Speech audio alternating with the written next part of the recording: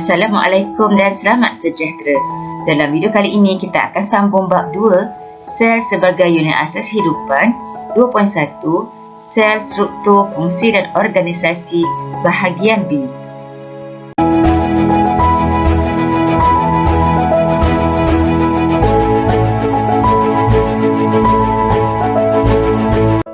Kita akan belajar jenis dan fungsi sel haiwan. Dimulai dengan sel epitelium, sel saraf, sel darah merah, sel otot, sel darah putih dan sel pembiakan. Sekarang kita akan lihat sel saraf. Mempunyai gentian panjang yang berperanan untuk membawa maklumat dalam bentuk impuls ke seluruh badan. Yang kedua ialah sel epitelium.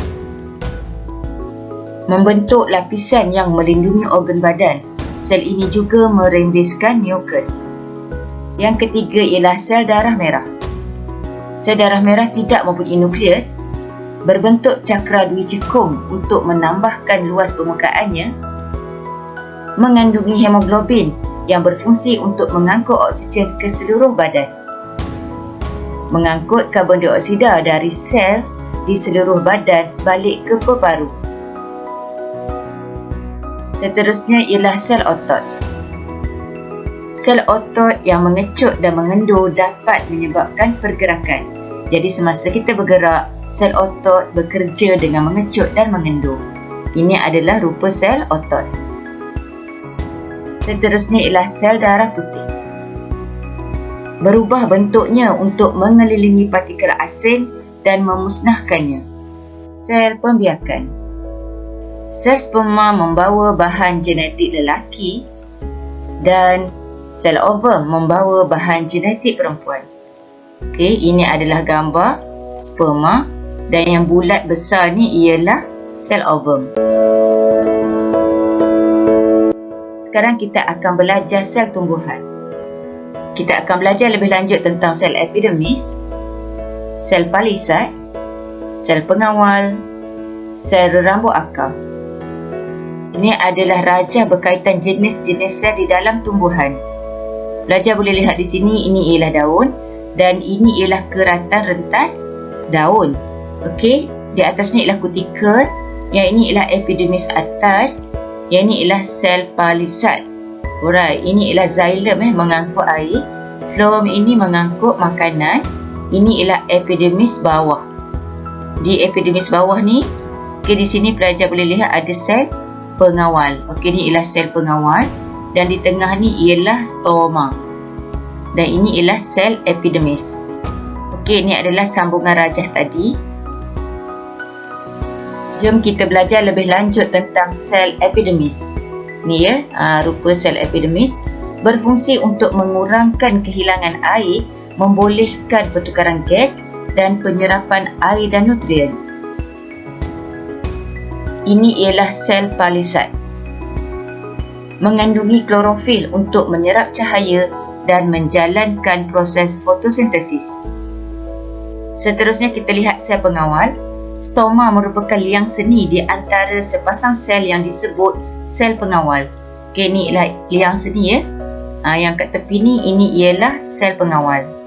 Stoma biasanya terbuka pada siang hari untuk menjalankan proses fotosintesis. Stoma tertutup pada malam hari atau semasa tumbuhan kehilangan banyak air pada hari yang panas. Sel pengawal mengawal pembukaan atau penutupan stoma. Jadi pembukaan dan penutupan stoma ni dikawal oleh sel pengawal.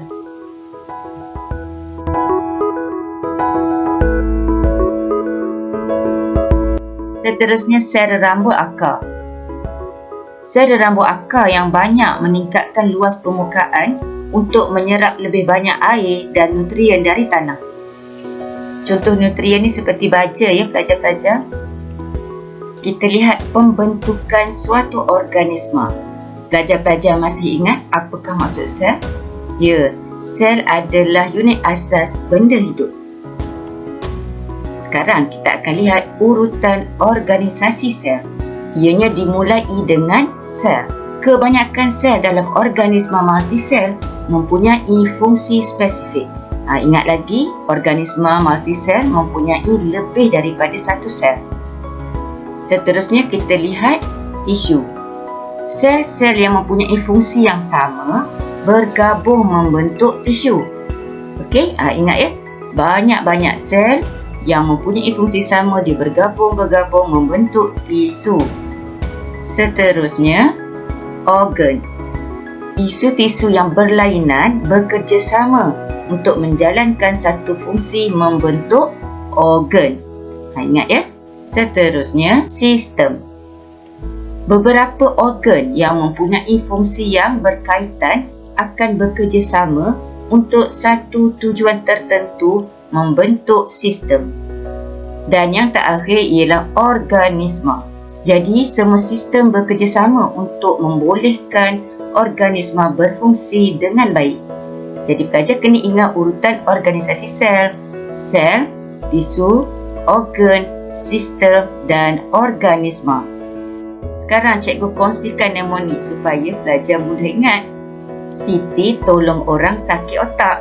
Apa dia tu? Siti untuk apa ya? Siti untuk sel. Tolong untuk tisu, orang, organ, sakit, sistem, otak, organisma. Mudah nak ingat kan? Siti tolong orang sakit otak. Mungkin ada yang tanya, cikgu saya risau takut tertukar organ dengan organisma. Yang mana dulu? Organ dulu ke ataupun yang mana kecil? Organ kecil ke organisma? Ya, organ lagi kecil daripada organisma kan? Organisma paling besar. So, kalau kita eja orang, okey, bila kita ringkaskan ialah ORG kan? Jadi it goes to organ. Jom kita lihat lebih lanjut organisasi sel dalam organisma dan kita lihat dahulu di dalam haiwan. Okey, ini ialah sel epitelium dan banyak sel epitelium ini bergabung membentuk tisu epitelium. Jadi di organ perut banyak tisu akan bekerjasama, tisu otot, tisu epitelium dan tisu saraf. Jadi beberapa organ boleh dilihat di sini, mulut, esophagus, perut, usus kecil dan usus besar. Ini organ yang berbeza, bekerjasama di dalam satu sistem iaitu sistem pencernaan. Akhirnya semua sistem bekerjasama untuk membolehkan organisma berfungsi dengan baik. So, kita tengok balik sel, tisu, organ, sistem, organisma. Sekarang kita lihat organisasi sel dalam tumbuhan. Ini ialah sel epidermis. Ini adalah tisu epidermis. Sel-sel epidermis membentuk tisu epidermis. Seterusnya tisu epidermis bersama dengan tisu-tisu yang lain akan bekerjasama membentuk organ. So organnya apa? Organnya daun. Seterusnya daun akan bekerjasama dengan organ yang lain. Jadi apakah organ yang lain tu? Organ yang lain tu ialah batang, akar, bekerjasama dalam sistem pengangkutan. Seterusnya sistem pengangkutan, dan bersama dengan sistem-sistem yang lain akan bekerjasama untuk membolehkan organisma iaitu pokok berfungsi dengan baik. Jadi kita dah belajar tentang sel, tisu, organ, sistem dan organisma. Sekarang kita akan belajar sistem dalam badan manusia. Terdapat pelbagai sistem yang menjalankan fungsi utama dalam badan manusia. Setiap sistem terdiri daripada beberapa organ yang bekerja secara bersepadu untuk melakukan sesuatu fungsi khusus. Fungsi semua sistem mesti berkoordinasi supaya manusia dapat hidup dengan sempurna. Yang pertama ialah sistem perkumuhan. Pelajar-pelajar, cikgu nak tanya, apakah organ di dalam sistem perkumuhan? Ya, organnya ialah kulit, peparu dan ginjal. Di dalam sistem ini menyingkirkan bahan buangan yang berlebihan daripada badan. Apa yang berlebihan? Iaitu air kencing, tinja dan juga peluh yang akan keluar melalui kulit. Seterusnya ialah sistem rangka. Okey, sistem rangka terdiri daripada tulang dan juga tengkorak. Sistem rangka ini menyokong badan dan melindungi organ dalaman seperti peparu dan juga hati. Seterusnya ialah sistem limfa. Mengalirkan bendara limfa ke dalam saluran darah untuk mempertahankan badan daripada jangkitan bakteria, virus dan lain-lain. Seterusnya ialah sistem pencernaan. Yang ni lepas kita makan, apa yang terjadi kepada makanan kita? Okey, organ yang terlibat ialah seperti mulut, esophagus, perut, usus kecil dan juga usus besar. Jadi di dalam sistem pencernaan, memecahkan bahan makanan kompleks kepada yang lebih ringkas untuk membolehkan penyerapan oleh badan. Sistem otot membantu pergerakan badan dan organ dalaman. Sistem integumen. Sistem ini melindungi badan daripada kekeringan dan mengawal suhu badan. Sekarang kita akan lihat sistem saraf. Membawa maklumat dari otak ke seluruh badan dalam bentuk impuls. Jadi otak akan memberikan maklumat kepada anggota badan supaya anggota badan kita dapat membuat sesuatu tindakan. Sekarang kita lihat sistem peredaran darah. Okey, kat sini pelajar boleh lihat jantung dan juga salur darah. Mengangkut oksigen, nutrien dan hormon yang diperlukan ke semua bahagian badan. Seterusnya sistem respirasi ataupun pernafasan. Mengambil oksigen dan mengeluarkan karbon dioksida dari sel dalam badan. Okey, yang terlibat ialah hidung dan peparu. Seterusnya sistem endokrin. Menghasilkan hormon untuk menyelaraskan tindak balas dalam badan. Okey, pelajar boleh lihat ada kat sini thyroid, adrenal, pancreas, testis, ovari dan pituitary.